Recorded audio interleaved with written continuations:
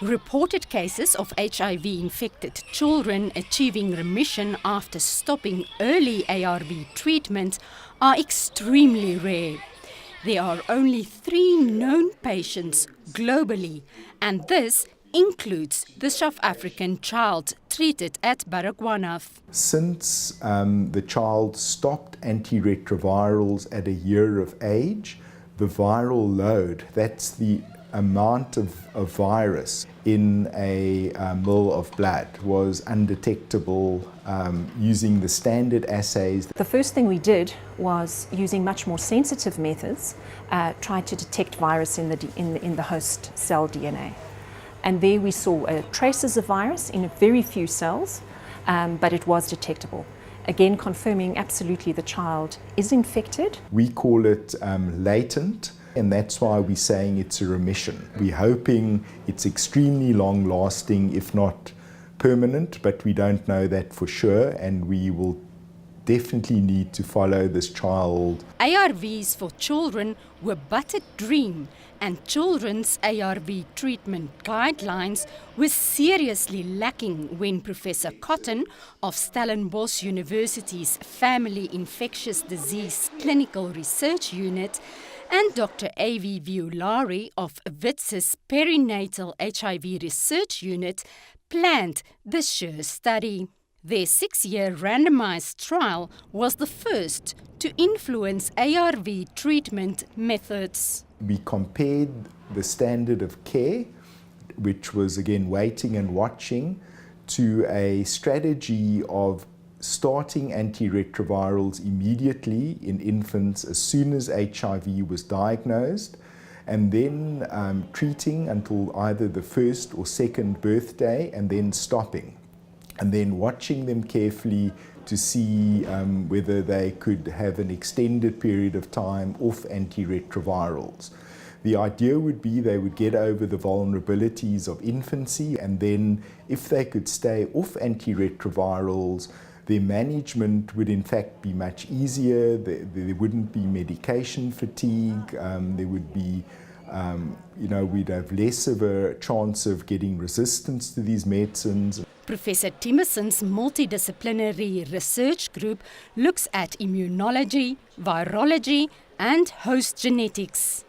They are still trying to find reasons for this unique case of HIV remission.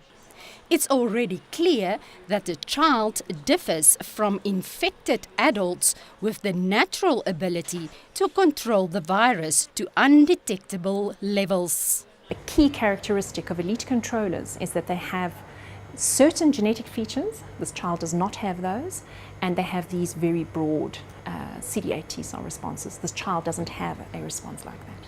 The important thing also about the tests that we use is it gives you a quantity, it gives you an amount that's there, and we've determined that at 9.5 years of age there were 5 copies in about 1 million of these mononuclear cells.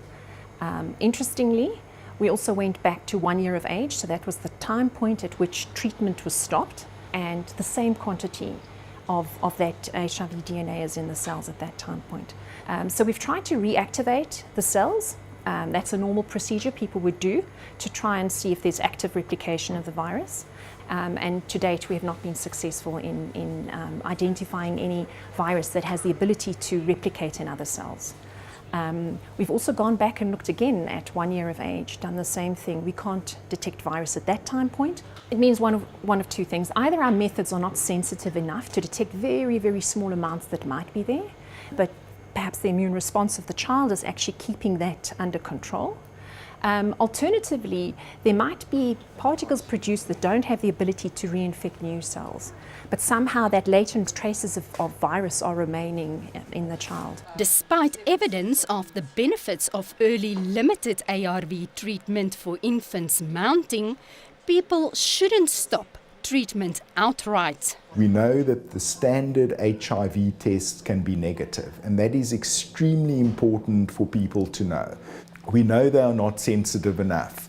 We don't know which 10% would respond to early treatment and then stopping treatment. In our case, we have 1 child out of approximately 260 but it is extremely important that they do not stop antiretrovirals in an unsupervised situation. So that's where we are now. It's a glimmer of hope, but there's a long way to go. The NICD team's work now, amongst others, focuses on understanding the child's immune response and this specific HIV virus's genetic makeup. Marize de Klerk, Joburg Today.